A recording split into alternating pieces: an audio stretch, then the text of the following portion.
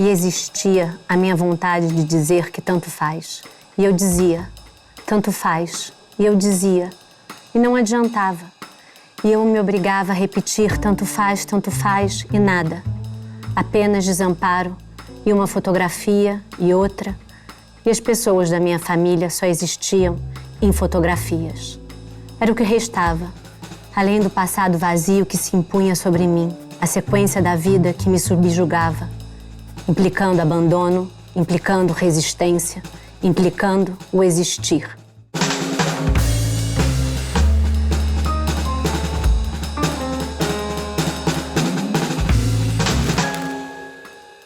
Bem-vindo ao Arte em um Contexto, recebendo hoje a escritora Paula Parisot e uma plateia que participou comigo de um encontro literário sobre a obra da Paula e que vai me ajudar a...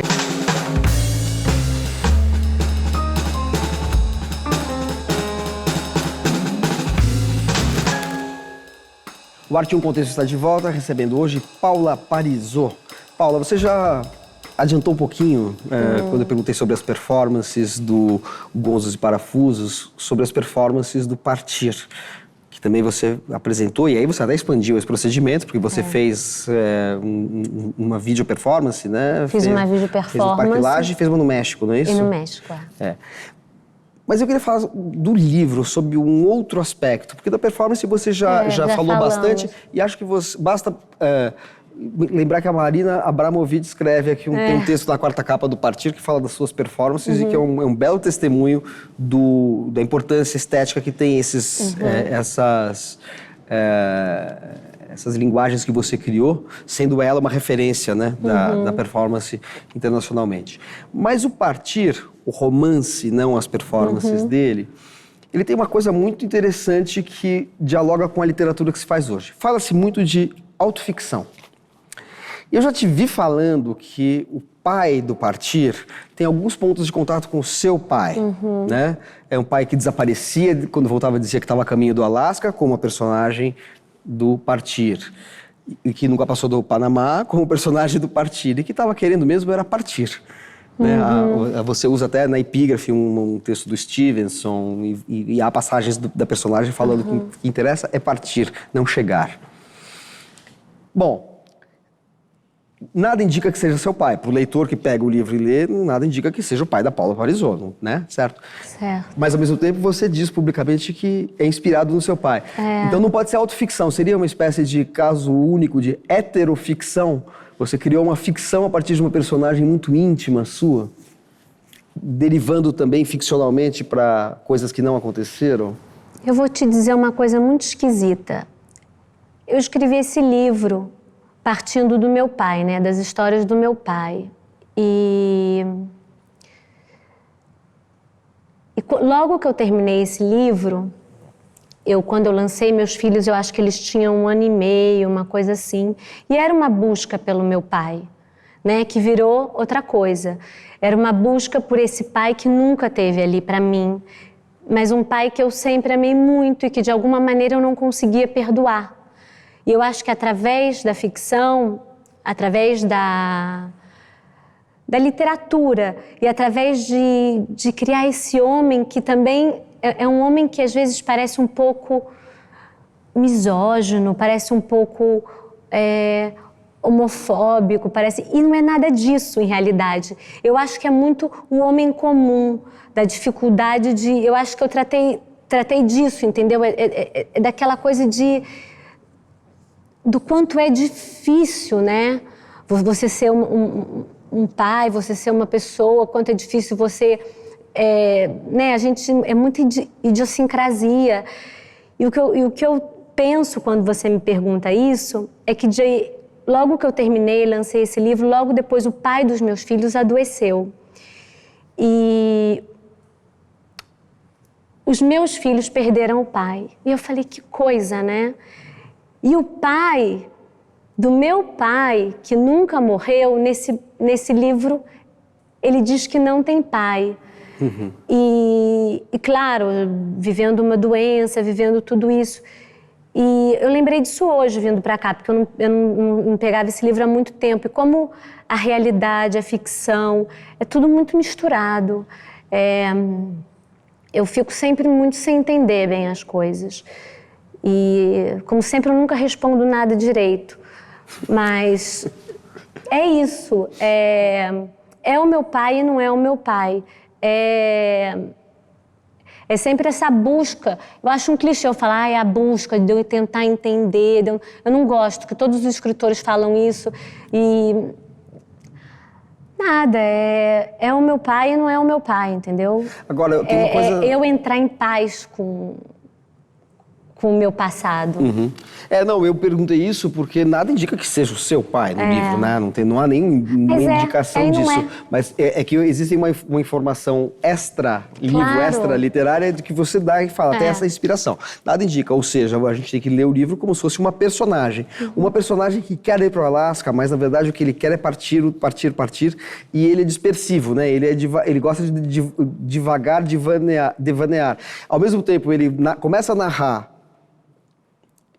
e a narrativa se interrompe, ele vai para um outro caminho, ele tem uma espécie de errância narrativa, daí ele volta ao ponto, daí começa o capítulo seguinte, é como se o capítulo fosse o começo de uma viagem novamente, ele está sempre recomeçando. Isso foi de propósito. E isso é uma coisa que, o movimento do texto, não é apenas que ele fala, e eu quero ir para Alasca, e fala assim, mas eu me desviei. O texto se desvia o tempo todo, isso que eu achei notável. Ele se desvia porque ele quer se desviar, porque no fundo ele não quer chegar. Né? Tanto que eu termino o livro dizendo que, enfim, eu não lembro direito a frase, mas essa coisa que a gente sempre parte numa nova viagem. Aí ele encontra um marreco, que o marreco fala Kerouac. Aí ele põe, né? Ele imagina que ele está escutando Kerouac, do Jack Kerouac. O marreco está aqui. Não é esse marreco, porque o marreco é de ficção, mas aqui é um marreco da performance. Mas esse marreco é de verdade. Eu aluguei um marreco, ele morou na minha casa. Tá na sua performance, a partir do partir. Mas assim, foi quase motivo de separação. O marreco morou comigo 3 dias na minha casa. E qual é o nome do marreco, ou era? Eu chamava ele de Kerouac. Kerouac mesmo, tá. Então mas eu não sei nem se ele chama marreco, mas eu aprendi tudo, a segurar marreco, pegar marreco. E foi engraçado, ele morou dentro do meu apartamento. Foi quase motivo, você já imaginou, né? Imagina, quer dizer, daí o personagem sai, na verdade ele sai do livro para performance, mas ele tá no livro e a performance também tá na forma dessa foto, né? Sim. De alguma maneira. Então é uma certa continuidade ou complementaridade. Agora, a frase que você diz que está no final do livro é a frase: sempre voltamos para o lugar de onde partimos e sempre partimos em nova viagem para o lugar de onde voltamos. Ou seja, é um livro de movimento ininterrupto mesmo, né? Quer dizer, quando você vai, você retorna para a origem e a origem te expulsa para uma nova partida sempre. É um movimento circular que o livro reproduz. E o livro é exatamente assim. O livro tem esse movimento, né? Tem esse movimento, que começa na epígrafe, passa pelo capítulo 9, quando o personagem fala exatamente... o prazer está na partida, não na chegada, e vai até a última frase. E eu acho que é isso que faz dessa partida um eterno recomeço, um eterno retorno. Bom, falei pra burro aqui, né? Porque ela não gosta de fazer interpretações da própria obra, então eu me encarrego disso, mas a gente tem uma pergunta da plateia. Você pode fazer sua questão? Como seus romances e contos podem influenciar tanto na sua vida que você transcende... além de livros, né? Você transcende, além dessas obras, você transcende, tipo, em desenhos e as performances.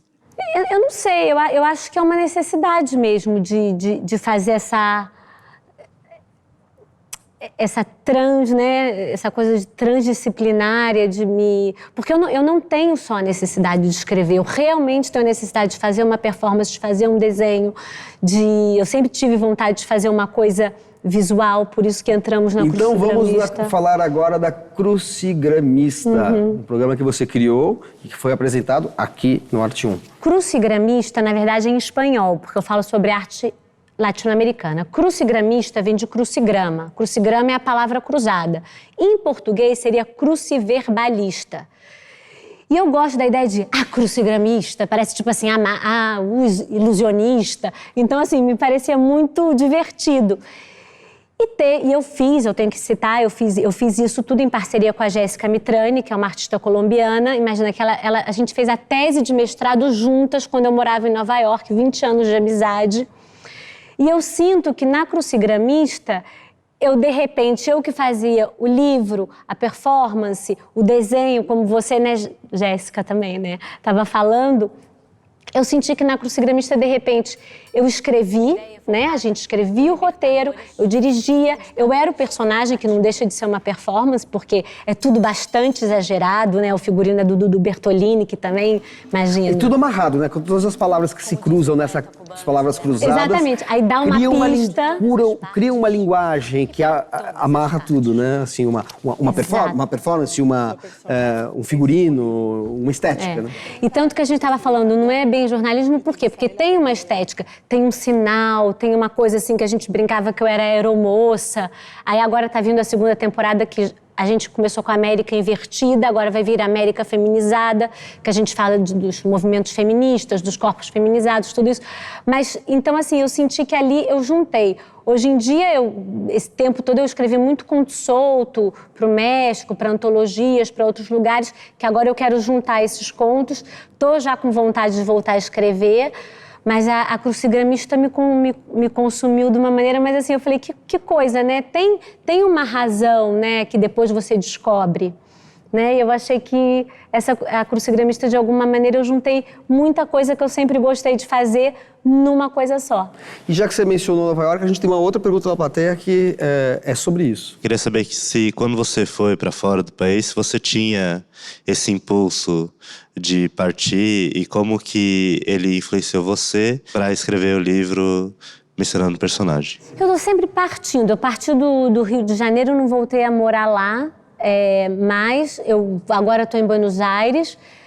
E sim, eu acho que sim. Eu acho que eu levo a vida muito mesmo nessa, de partir, de ir, de se dá vontade de ir, eu vou. E sim, pode ser. Perfeito, mas você vai voltar a publicar literatura em breve? Vou. Isso que eu tô falando, eu tô com vontade de juntar, porque durante esse tempo eu escrevi muitos contos soltos. E eu acho que está na hora de repente, eu sentar e me organizar. Eu fiquei fora, né, com toda essa coisa da Crucigramista, mas eu escrevi contos. Publicados esparsamente e que você pretende eu acho reunir que dá agora. para já, entendeu? Como A Dama da Solidão, um livro de contos. Perfeito, voltando às suas origens de contista, além de romancista. Paula Parisot, muito obrigado pela sua presença aqui no Arte em um Contexto. Agradeço também a nossa plateia e espero você no próximo Arte em um Contexto. Até lá.